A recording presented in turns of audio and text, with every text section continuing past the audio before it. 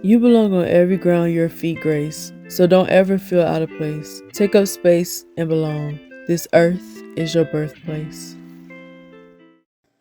Lana isn't playing no games any season. She banished Charlie and Bree.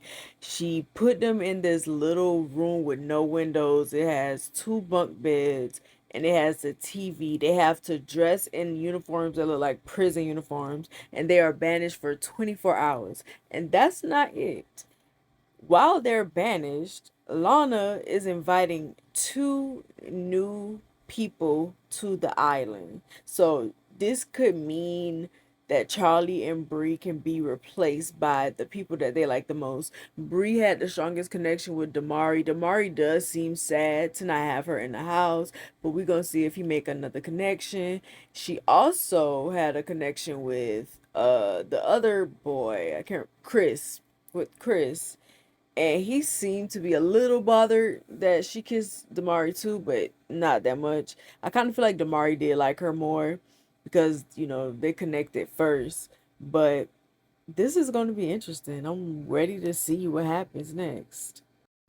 So Flaviana and Louis from previous season comes on and the girls and the boys are excited to meet them, excited to get to know them. They were all talking about their dream people who they wanted to come back. Flaviana and what's his name? Louis were Louis was Catherine's dream guy. He was one of Catherine's dream guy. And Flaviana was Jo Joey something. Jo and the surfer dude. I gotta figure out that man name. Jo and the surfer dude was the ones who wanted Flaviana and they got their wish.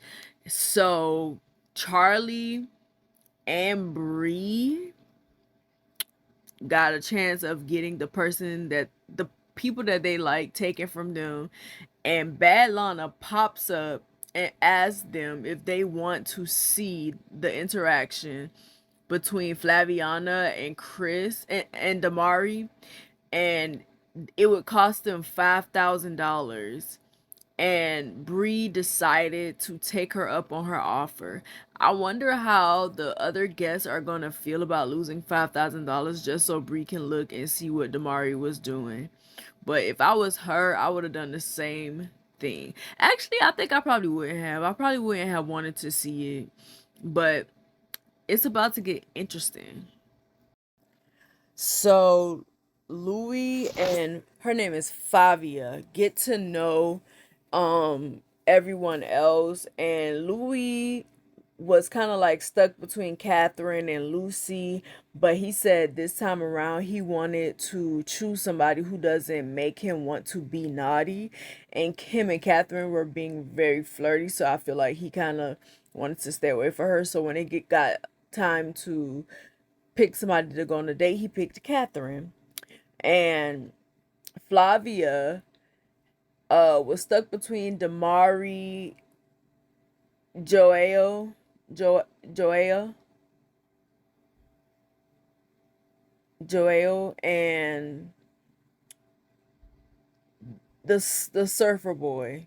I still don't know his name. It's so crazy. And the surfer boy, but she picked the surfer boy because he looked like a good guy. She said she don't want to pick another F boy because she chose to date. I forgot who it was off of her season, and he was an F boy basically. J Joel is a little like upset that he didn't get chosen or whatever, and he says he guess nice guys do finish first.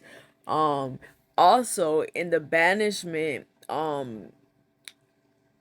Bree and what's the nigga name? Bree and Charlie got to decide if they wanted to see what was going on in the house, and it costed $5. Bree chose to see what was going on between Damari and Favia, which costed $5.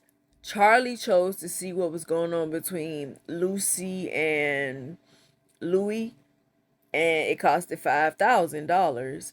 And then Bad Lana came back and asked them if they wanted to see who got chosen for the date, and that also costed $5. So not only are they banished, but they're spending money that nobody else agreed to them spending. So they've spent $15,000 already just looking at what's going on in the house. If it was me, I wouldn't spend it. I just wouldn't care, and I would just wait for my opportunity to go back and make my connection with the person that I connected with first. I would not care what progress was made between them and somebody else. It's only a 24-hour banishment, and I know a lot can happen in 24 hours on these shows, but I wouldn't be pressed. I would just wait until I could go in the house. But we're gonna see how everybody else feel about them spending money while being banished, because I don't think they're gonna be happy about it. But I'm gonna watch the rest of the episode and I'm gonna come back.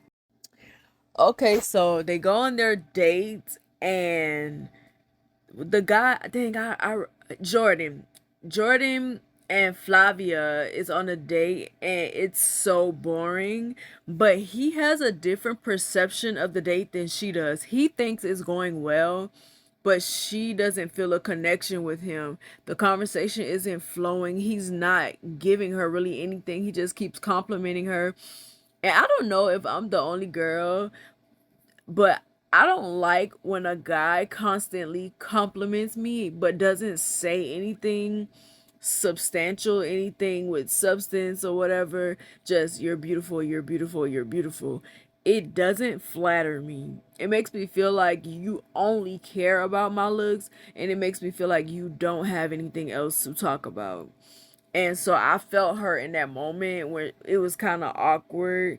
And she was like, she wanted to pick the nice guy, but he seems very weird or whatever. The date between Louis and Catherine went well. The conversation flowed. They flirted with each other. And they ended up breaking a rule and getting a kiss. First, Louis was trying to behave himself, but Catherine kept tempting him or whatever. And they finally kissed. Then they go back to the villa, and the roommates wanted to know how the dates went. And Jordan tells the boys that his date with Flavia went well and they connected and he might be sharing a bed with her. But Joao doesn't believe him, so he goes to pull and pull Flavia aside and ask her how it went. And she says she doesn't feel a connection with Jordan. He asked if they're sharing a bed. She says she doesn't know. She didn't tell him, yeah. So he asked her if she would share a bed with him. She tells him she doesn't know. Her head is scrambled, so they would see. So then the girls are asking Catherine how her date with Louis went, and they asked if they kissed, and Catherine lied and said no, but the date went well. So Lana comes in and she calls all of them together, and she tells them that there was a breach. Somebody broke the rules. So everybody is trying to figure out who it was. They immediately suspect Louis and Catherine, but they said that nothing happened between them and they stuck by it. Lana gave them 30 seconds to confess, or they would lose $10,000 out of the money. So Louis finally confessed, and they were charged $6,000. The other roommates were mad at them or whatever. Lana announces that there was an additional $15,000 missing.